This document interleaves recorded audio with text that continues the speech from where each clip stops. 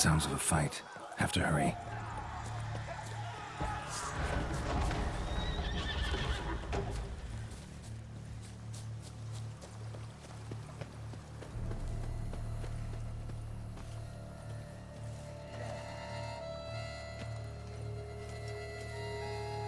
Damn it. Killer must still be here.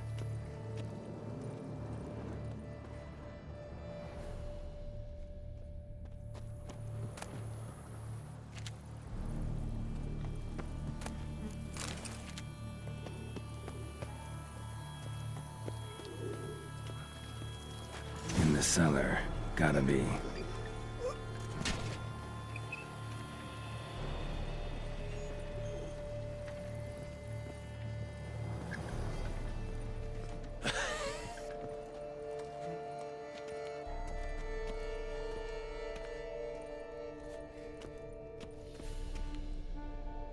Footprints. Small, bare feet lead deeper into the cellar.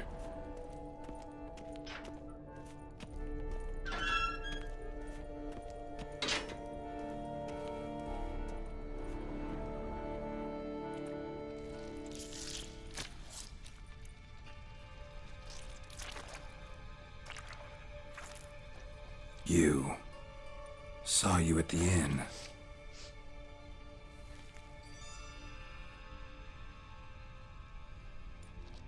Why'd you kill these people?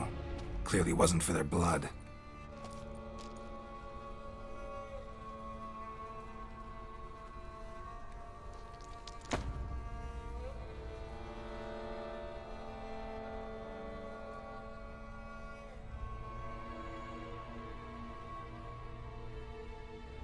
We don't have to fight.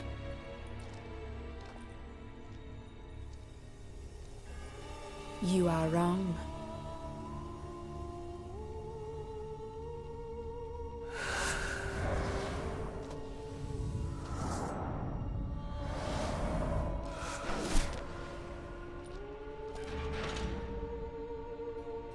I cannot let you leave.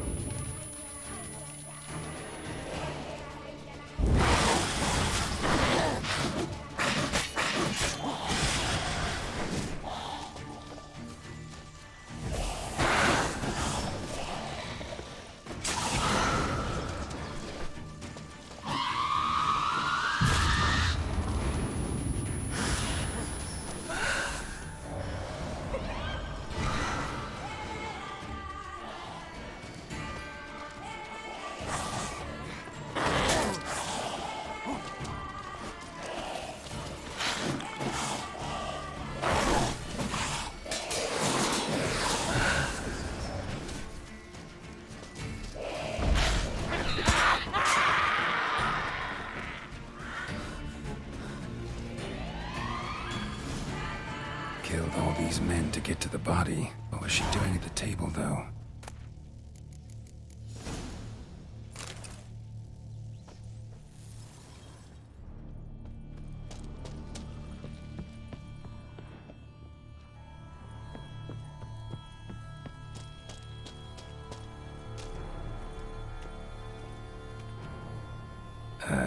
Stinks.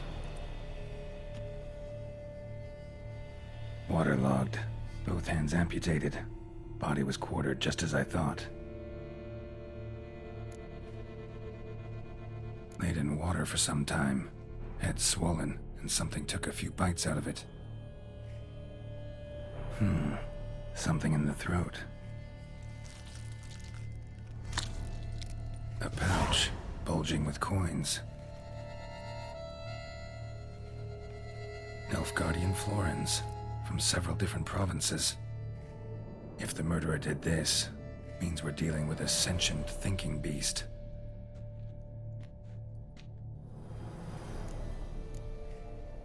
Body was chopped up after death. Blows struck with great force, but bones sliced through, not crushed. Creature that killed him had long claws, sharp as a witcher's blade.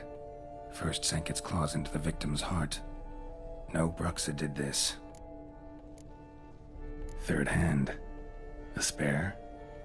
Except it's clearly not the victims. Guardsmen must have not noticed it as they picked everything up. How's this possible? Still warm. Blood still flowing? Several monster species can regenerate. Never heard of that happening to their severed limbs, though. Or of their limbs seeming completely alive after so much time. Examine the tissue more closely later. Might learn something. So, murderer was clearly a monster, but not a Bruxa. But then why'd the Bruxa come here for the severed hand? And who does the hand belong to? Why the hell's it still warm? Now, pouch shoved down the victim's throat. What's the significance? And why was he chopped up into pieces? Lots of questions, no answers so far. Need to know about the other victims. I'll ask Palmerin to get me in to see the Duchess.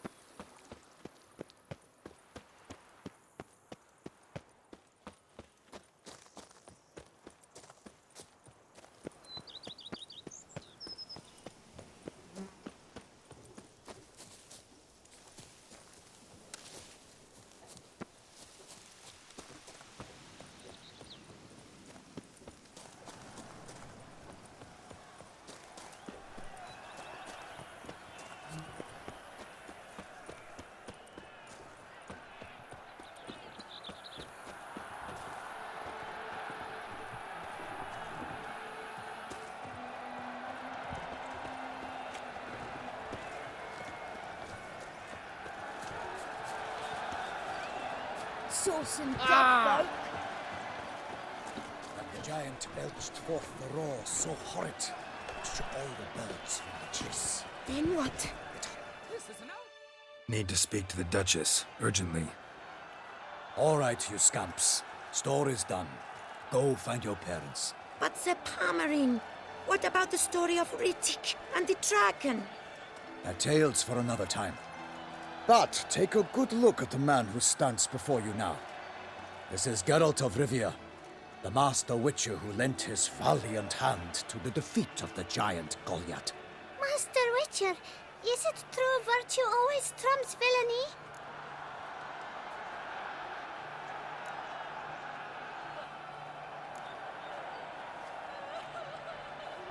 Not always.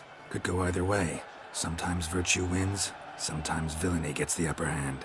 Still worth being good. But why? If it doesn't mean you'll win. Palmerin's story. Think back. A decent man attracts other good folk, makes friends he can count on. A rogue? Well, you can only count on other rogues. And who would you rather have for a friend? A man of virtue? I must agree. Now, that will do for questions. Go find your parents.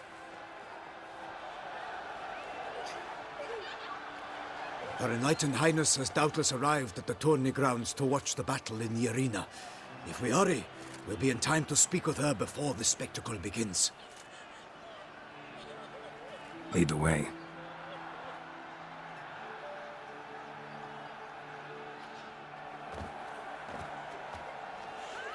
Who's fighting? Nilfgaardian gladiators? Close, but not quite. As you will soon see. Someone's gonna fight a Shaelmar? With only some bells on its tail to confuse it, slow it down? Whatever is the problem? The beast is a gift from the Emperor, no less.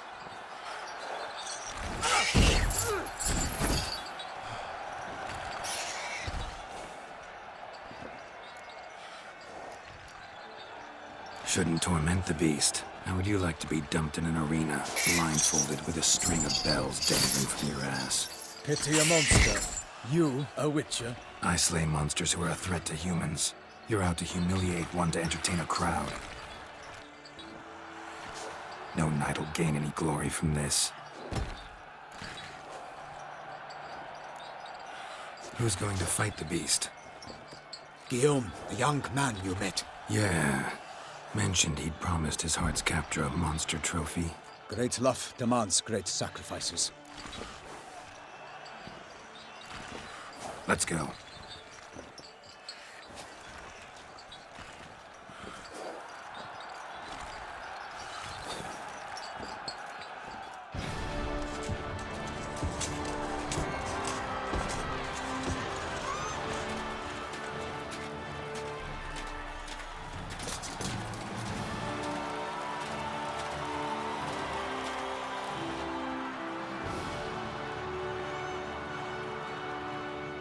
I dedicate my imminent victory to fair Lady Vivian.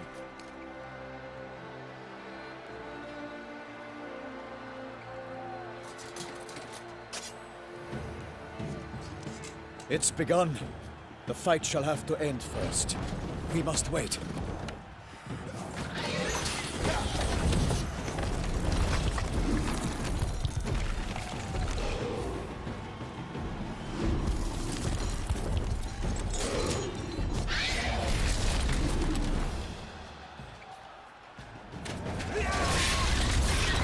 Got a bad feeling about this.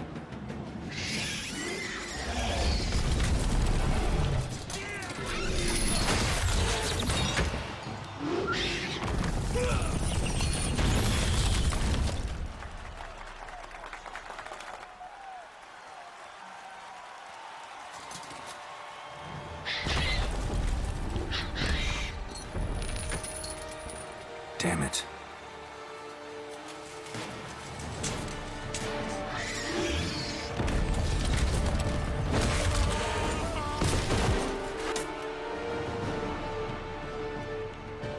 We have to help him.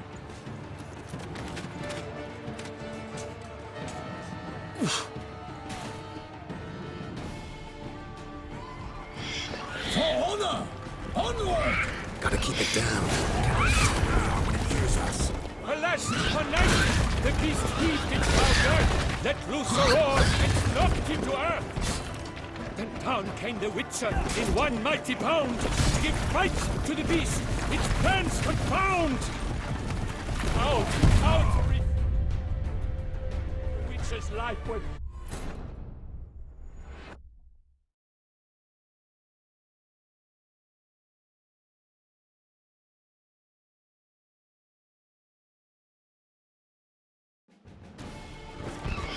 For honor! Onward! Gotta keep it down. Can only tell where we are when it hears us. Alas, for nightling, the beast heaved its foul girth, let loose a roar, and knocked him to earth. Down came the Witcher in one mighty bound, to give fight to the beast, its plans confound. Ah, Toussaint! The fate of the beast has been weighed by the gods. Soon the Witcher shall triumph against all odds. Out, out, brief flame. And thus the Witcher's life was snuffed. Damn, All you're our ugly. hopes, alas, had turned to dust. The Witcher waited till the time was true, then twirled, danced, and spun, struck the monster right through. Like a bow who leaps at a love's first spurt, so the Witcher wooed the Shelmar, then its foul heart hurt. Dodge, dive, flee, faint, its razor strikes belly, Shelmar's cries ring aloud, blood transforms into jelly.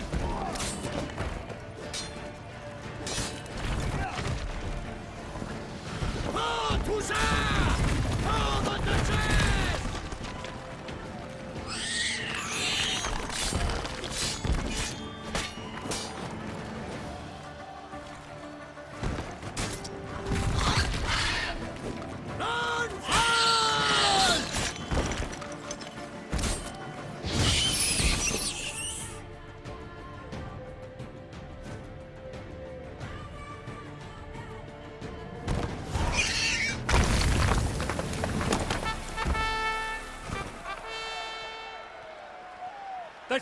Shelma lies defeated by Geralt of Rivia, master of the witchering trade. Behold, as the last gasps of life seep from the beast.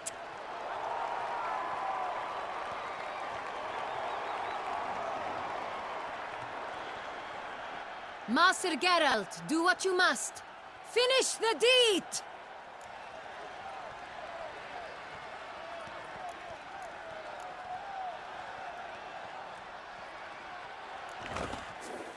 Monster's no threat. No need to kill it. A victor may always show mercy. It is his right.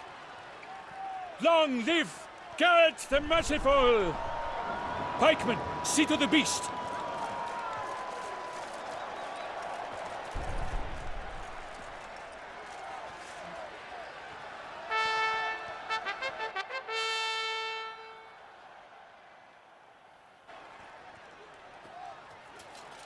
Guillaume.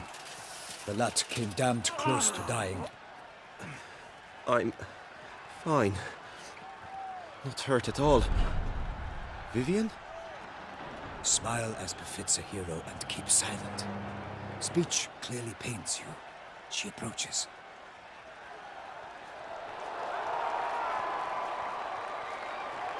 Geralt. We must talk. Vivian. You shall talk later, in the medic's tent. Geralt, magnificent, breathtaking. Your Grace. We knew that to summon you was a brilliant idea. We are delighted, ravished to have struck upon it. And I'm truly, honored. See to our young hero. Hop, hop. For we must make off with Geralt. We should talk. We had been long awaiting your arrival. Had nearly lost hope. Then suddenly, that entrance, so spectacular. Your Grace. Shaelmars are dangerous creatures, even to knights in full plate armor. Nonsense. In Toussaint, knights have battled beasts for mere glory since time immemorial. True. Guillaume suffered a few bumps, scars, and bruises, but in return gained eternal glory as he who slew the monster. What about the crowd? Say the Shaelmar had vaulted into the stands. Would have been a massacre. Geralt, though we value your fortuitous intervention in the arena, we would remind you your services have been retained, and as shall soon become clear, you will be generously compensated for completing another task altogether. Your Grace, my contract. I'd like to discuss it. Naturally, but not here. We shall need Damien. He led the investigation pending your arrival. But wherever could he be? Come, we must find him.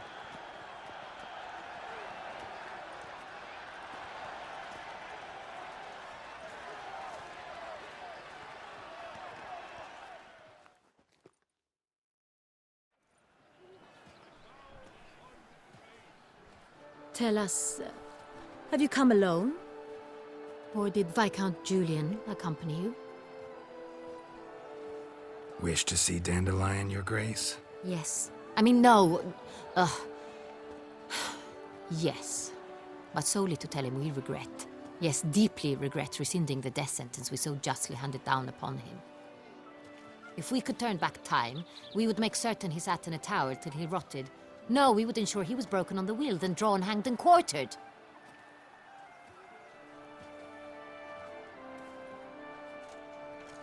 Ah, the very man we would entrust with these tasks. Damien de la Tour, captain of my personal guard. Your Grace. Witcher. Greetings.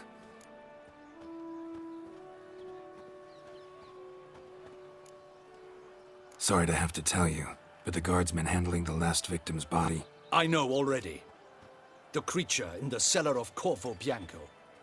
Was it the beast? No. A Bruxa, a kind of vampire. Not the beast, but tied to it in some way. You know this how? Through careful analysis of the evidence, both on the riverbank and at Corvo Bianco. Do you mean to insinuate the investigation thus far has been sloppy? Geralt insinuates nothing of the sort. We must listen to him attentively. I examined the body of the beast's last victim. Might have found something. Need to analyze it. A quiet place, that's what I could use most right now. And maybe the help of an alchemist or a mage. Also like to hear all you know about the previous victims. Take it Sir Delatour is my man for that. Firstly, call me Damien, please. Secondly, you should know I spoke against summoning you here. I've heard much about you. You bring trouble, or thus far have, always. And we've enough trouble as it is. Yet we are capable of defeating the beast on our own, without an outsider's help. I've no doubt about it. Damien, we settled the matter of the Witcher's employ some time past. Definitively. Since you have broached it nonetheless, let us discuss Geralt's pay. Are the legends true? Do Witchers usually demand that which you find at home, yet did not expect?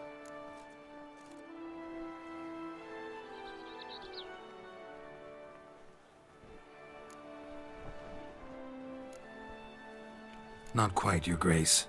Law of surprise, it's something we invoke at times, but rarely. Usually we just take gold. Disappointing. This law sounds rather romantic. On the other hand, on returning to the palace, we would likely find impatient petitioners or a set of sample fabrics for a new dress. Poor rewards, both.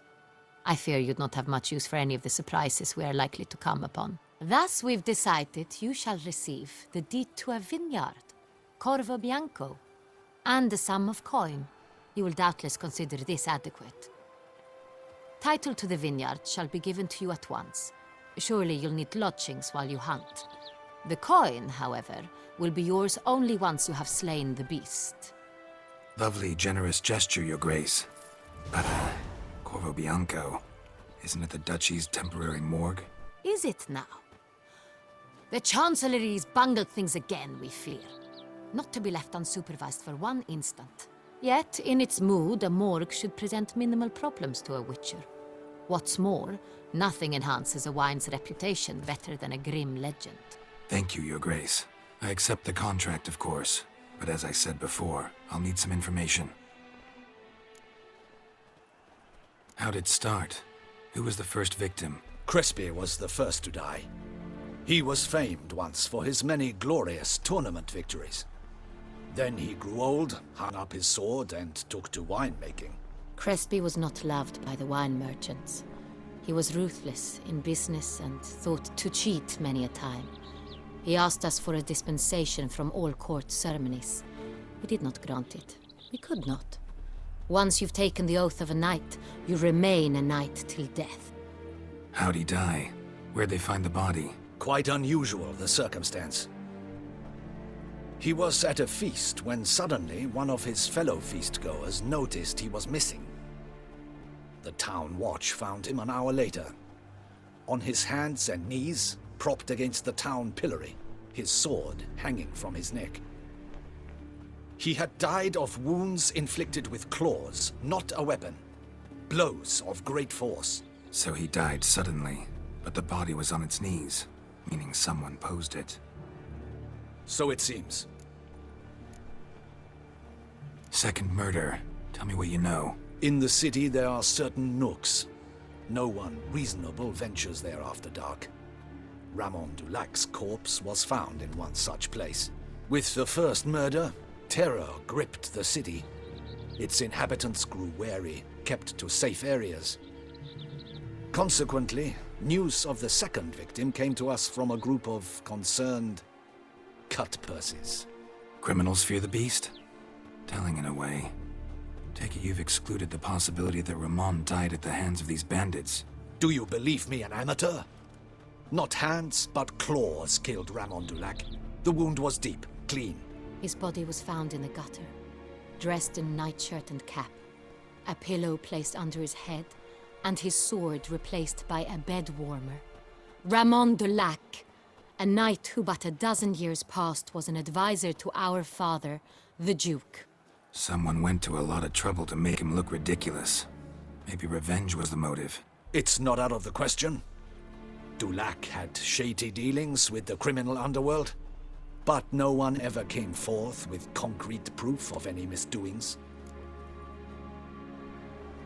So, first two victims were knights, best years behind them. The same could be said of the third. Sir Delacroix was wont to claim that in modern times knights face new challenges, enterprise being the latest addition to the chivalric virtues. He made a veritable fortune in the grain trade. Palmerin even nicknamed him Sir de la Stinchi.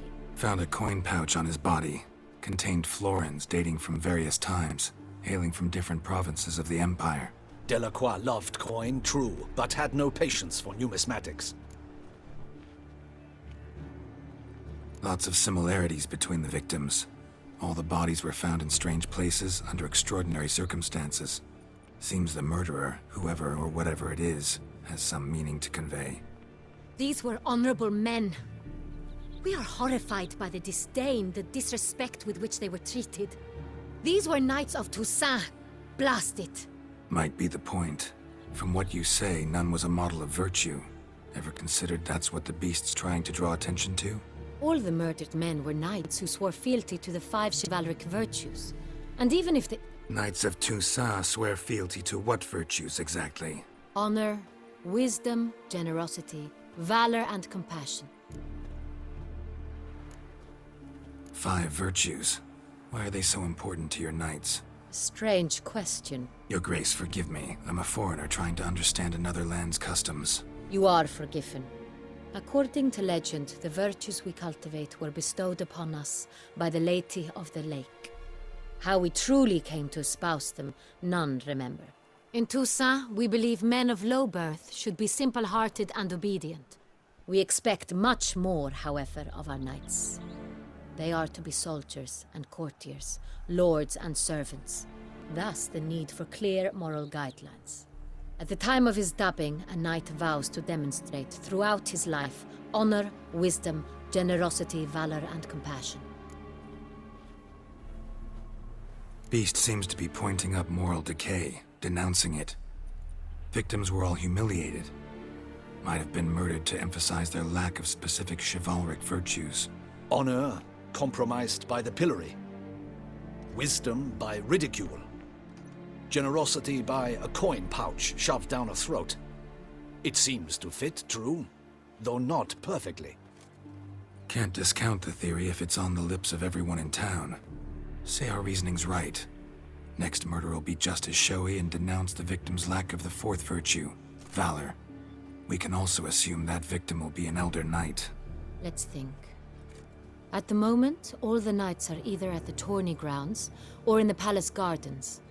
Our annual hare hunt shall begin there shortly. Have you heard of the custom? Milton mentioned something. Seemed excited to prance around in a bunny costume. Not sure why. Hang on. Strange circumstances. A knight advanced in years. The famed cowardice of rabbits. Could it be that simple? Is Milton de Peyrac-Peyren the next victim? Milton also knew Delacroix. Told me so down by the river. Damien! To miss something so obvious. De Peyrac-Peyren, Crespi, Delacroix, and Delac formed a knightly team. It was years ago, but... They were a team? They were close friends, tightly knit, and as such earned the trust of our father, the Duke. We often witnessed him turn to them with delicate matters. Later, their paths diverged. Unlikely to be a coincidence. Beast must know it too. It's a lead, I'm sure.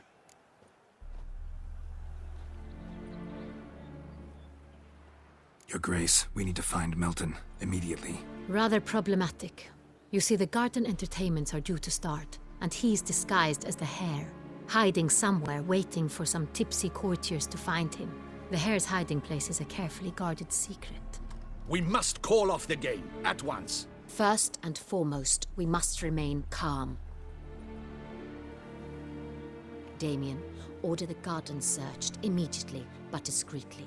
By no means can we disrupt the festivities. Panic will only incite the beast to strike sooner. And you, Witcher, follow me. My gardens, my night, I shall take the fall. A murder is out of the question. I will not allow it. Not near my palace. Horses? Ready our horses!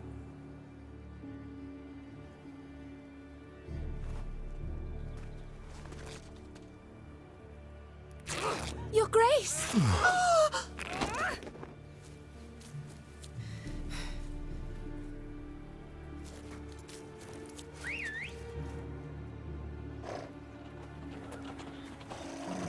What the hell? Why, I should... Your Highness, I... Mind it doesn't get wrinkled. Onward!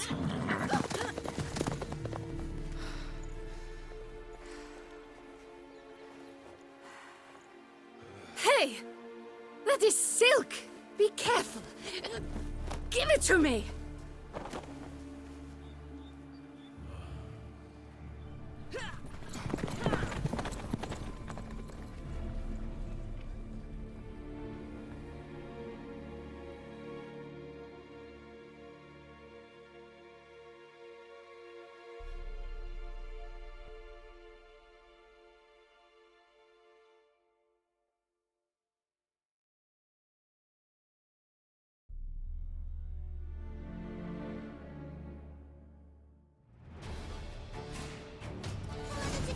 Your Grace seems right at home in the saddle.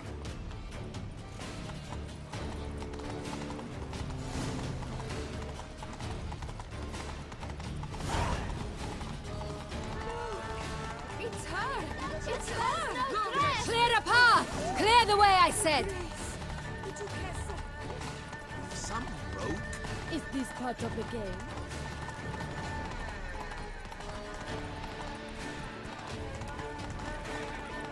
It's here! Just round the corner! Hurry!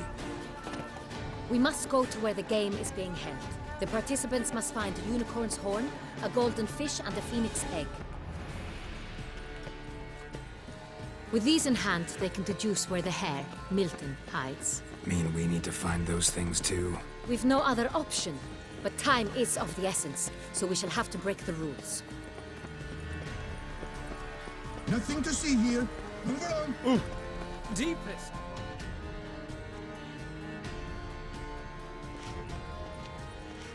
On second thought, through here.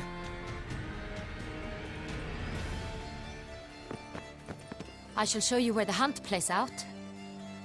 Then we will split up. You will get hold of the unicorn horn and the golden fish, while I nab the phoenix egg. That will be quickest. The unicorn. How do I catch it? It's terribly skittish, true, but I'm sure you will find a way to earn its trust. It runs around over there, look. Golden fish. Do I need a rod or a net? Please, Geralt. It's not a real fish. Look there, towards the water. See the lights? The hunters are trying to hook the fish from boats. You must simply dive in and find it. The golden fish and the horn both contain things or clues that will help us find Milton. Once you have fish and horn, find me among the other phoenix egg hunters. All clear? Then let's get to it.